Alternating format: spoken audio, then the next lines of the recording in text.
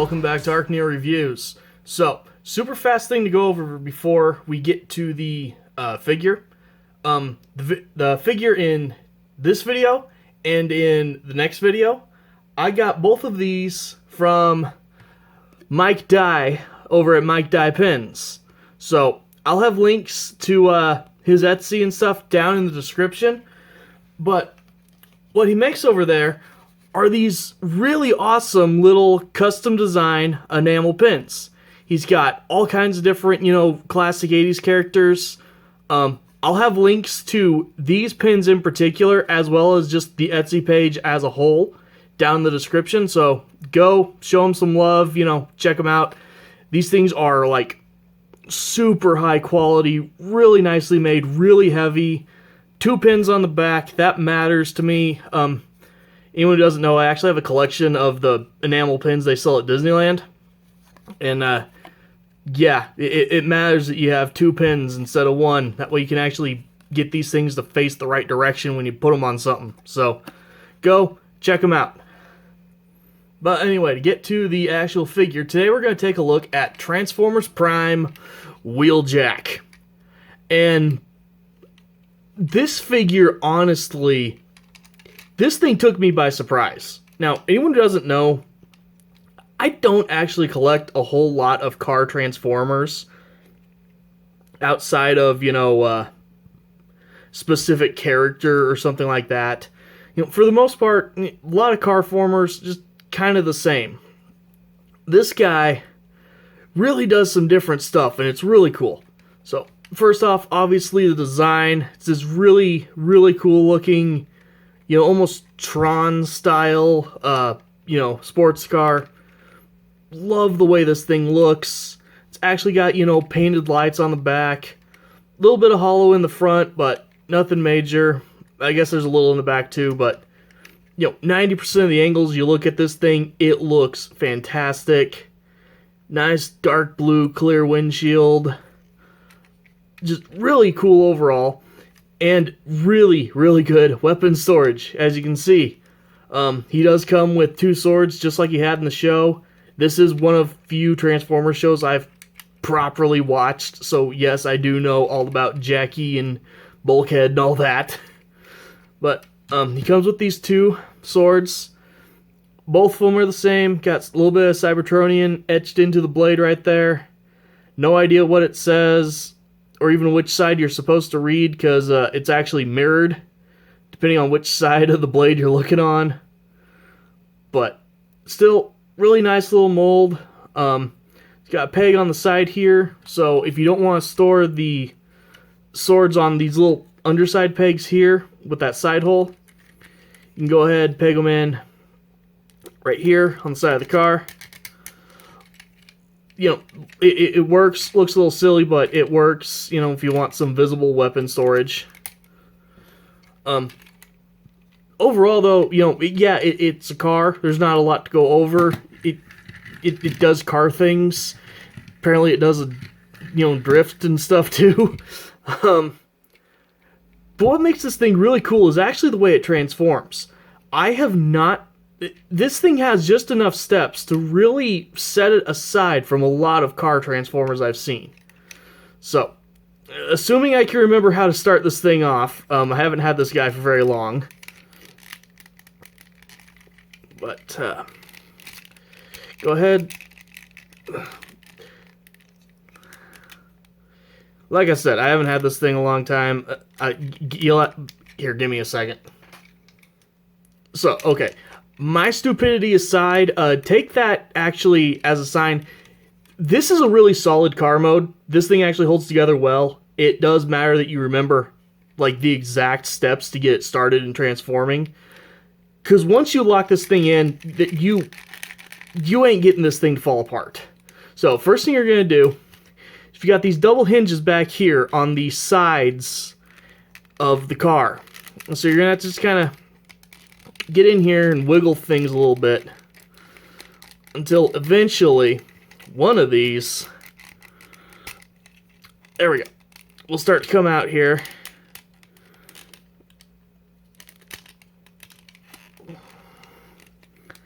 There we go. So yeah, go ahead, do that on both sides. Another thing, actually, this figure has held up incredibly well over the years. This thing has actually got tighter joints than a lot of brand new figures I've messed with. So, there's a reason that, I struggle with it a little bit. It does things differently. It matters what order you do them in. And it holds together really, really tightly. All good things, though. So, come up in here. You'll actually pull this little panel right here that's got the hand and the half the windshield on it. Kind of wiggle it out here eventually. Then you'll be able to turn it around, and it will lock in place at a certain angle. Go ahead, shift the arm down in place. Same thing over here. Different order because I can shift it. This one was already sticking down, so did that for me already on its own. And let's see here. Go ahead, split the legs. Fold this part down. Get his hips and everything in place. That will tab in to the back side of his hips. Fold down the chest section here. Then you'll bring this panel up on a double hinge. Get his head in place. This will come down and tab in right there. And, oh wait, don't tab that in yet. Go ahead, bring up these shoulder sections. Then go ahead and bring this down. Tabs in 3 different places. So just get that all lined up. Bring it down. There we go. Much better. Go ahead, grab these little pieces, turn them out. And then actually, probably the coolest part of this guy's transformation is his legs. So I'll really have to remember how this part works. Because this guy's got some of the weirder legs I've ever seen on a Transformer. I remember that something here is tabbing into something else, and that's going to keep it in place. Okay, so that's what it is. Grab this part, twist it down and around. Then you will slide up the outer part of with the wheel and everything on it. Slide that up. Then that will rotate out, go along the side, and just bring the foot up and everything, get it in place, and there you go. So, same thing here, now that I actually can remember what the heck I'm doing.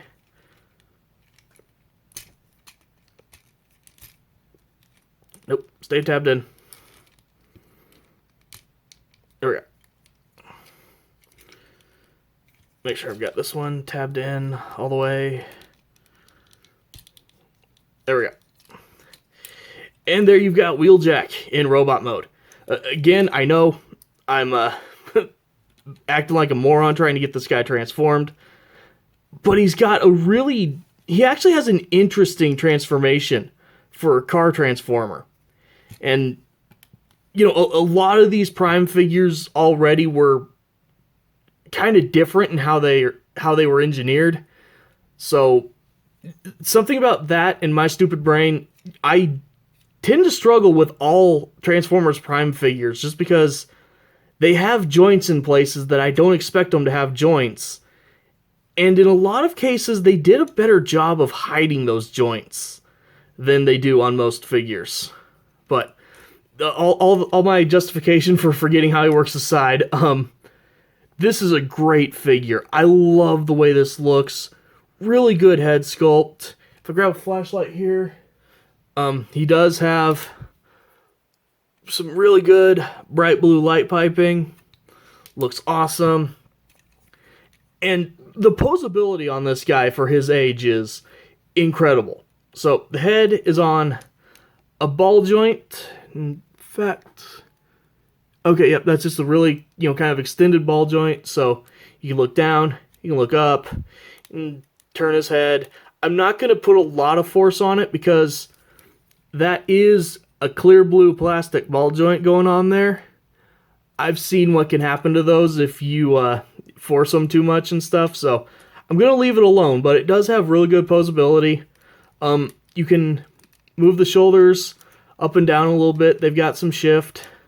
So his arm doesn't go out very much because of just all this going on up here. But other than that, you know, you've got technically a shoulder joint there, elbow there, so you end up with a really, really good range for how you want to move his arm, you know, in terms of that.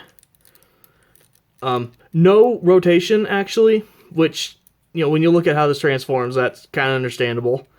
But the wrist is on a ball joint and a hinge, so you get some rotation, you get some tilt, you get the in and out right there. Hips are on a ball joint. You can kick forward, back, out. A little bit of rotation there. Better rotation at this joint. Then not quite 90 degrees of bend at the knee, but still pretty good knee bend. And then the ankles are actually kind of on these little stocks. And the way that that's all set up, you have an incredible range of motion on the feet here. You've got ankle tilts, you know, in all directions, side to side rotation. This thing does quite a bit. So let's go ahead here, give him his swords. I'm sure there's probably a weapon storage in this mode that I don't know about as well. I did get this guy, as I often do, no instructions. So, you know, this is a figure that I literally just kind of grabbed and figured out, which is gonna lend itself to being part of why I'm, like, really bad at remembering how it works. But still, this thing is great. You know, if you don't have this figure, you need to have this figure. You know, it's doesn't seem to be too hard to find. It looks awesome. It poses really, really well. You know, I know some people didn't like Wheeljack being, you know, the fighter guy, you know, instead of the scientist that he was in the G1 stuff. You know, take the swords away and put something else in his hand then. Because this is just such a good sculpt and such a good design for Jackie, you know? So, yeah, you know, sorry if it's a little obvious that I'm a little rusty at the moment after dealing with the giant Starscreams last week. But either way, this figure, super cool. Definitely worth your time for many, many reasons. Especially if you're smarter than me and you can actually remember how to transform your figures. So, that aside, thank you guys for watching. Again, go down to the description, check out Mike Dye Pins, check out their stuff, get something, tell them I sent you. And you guys have an excellent day. Thank you for watching.